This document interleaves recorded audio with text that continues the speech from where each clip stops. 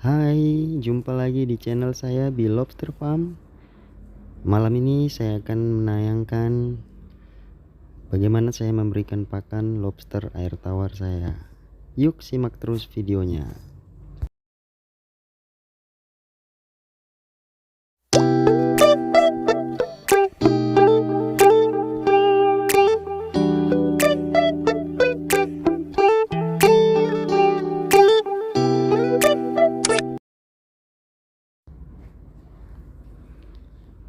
Malam ini saya akan memberikan pakan lobster saya.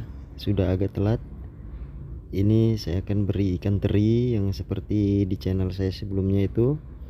Bagaimana begitu baik untuk proses molting dan pertumbuhan lobster.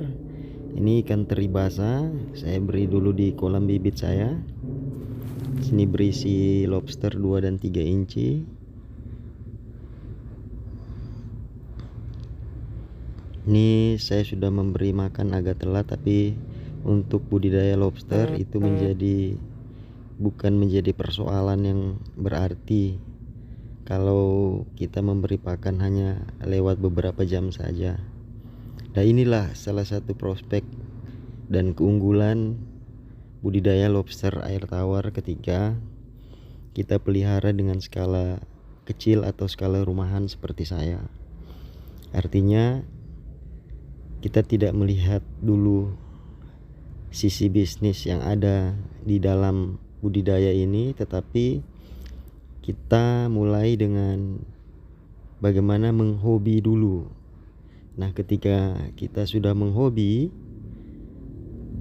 saya yakin lambat laun kita akan bisa mempelajari dan menguasai sehingga kita bisa mengetahui aspek bisnis dan potensi bisnis yang ada di dalamnya. Dan bagi saya sebagai pekerja swasta atau pekerja mandiri juga ini sangat cocok untuk sampingan. Sebab apa? Budidaya ini tidak begitu menyita banyak waktu, apalagi dengan skala kecil seperti ini. Dengan kita rawat dan budidayakan sendiri itu masih sangat bisa. Nah, ini saya memberikan pakan ke kolam buraya saya. Cukup dihancurkan saja ikan-ikannya, nanti lobsternya akan makan sendiri. Baik, kita lanjut ke konteks usaha atau budidaya sampingan ini. Nah, bagi saya khususnya untuk karyawan-karyawan pegawai negeri misalnya atau karyawan swasta yang bekerja di instansi, ini sangat cocok untuk dijadikan usaha atau hobi sampingan yang akan berujung ke bisnis. Sebab apa? Sebab ya contohnya saja seperti saya ada kesibukan sehari ini hanya bisa menyempatkan memberikan pakan di malam hari. Bahkan ini juga sering terjadi dan tidak masalah bagi lobster-lobster saya. Nah, inilah keunggulan budidaya lobster air tawar, dan bagi siapa yang akan memulai mungkin berpikir bahwa ada banyak kesibukan yang tidak bisa merawat atau mengurus lobster-lobster ini. Itu hal yang menjadi atau bukan menjadi alasan untuk tidak mau memulai. Sebab perawatannya cukup mudah. Kita cukup memberi pakan sehari 2 kali, bahkan bisa jadi kalau sibuk sehari sekali kita memberi pakan. Dan itu tidak menjadi masalah bagi lobster-lobster ini.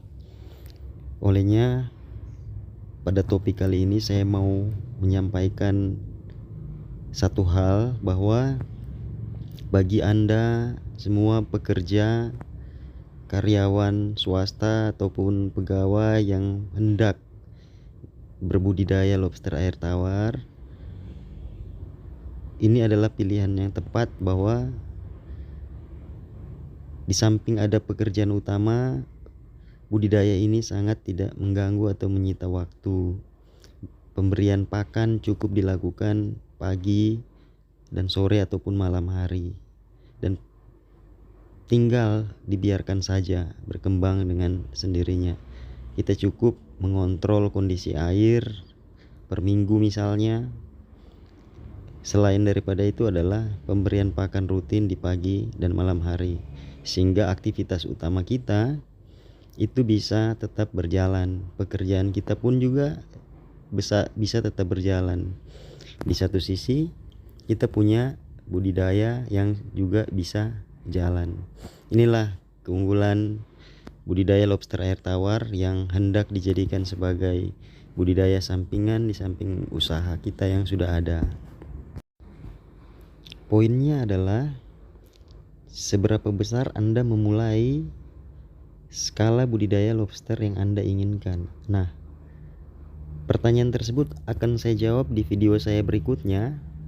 Bagaimana kita menyusun tipologi budidaya lobster air tawar dengan dimulai dari 1 atau 2 set indukan, sehingga kita semua bisa punya gambaran dan perhitungan skala budidaya apa yang akan kita pilih.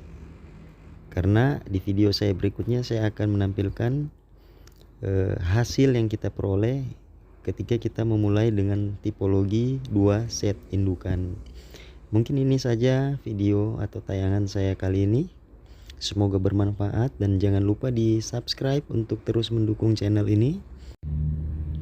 Like jika Anda menyukai video ini, dan bagikan jika Anda merasa ini bermanfaat untuk dibagikan ke rekan-rekan yang lain.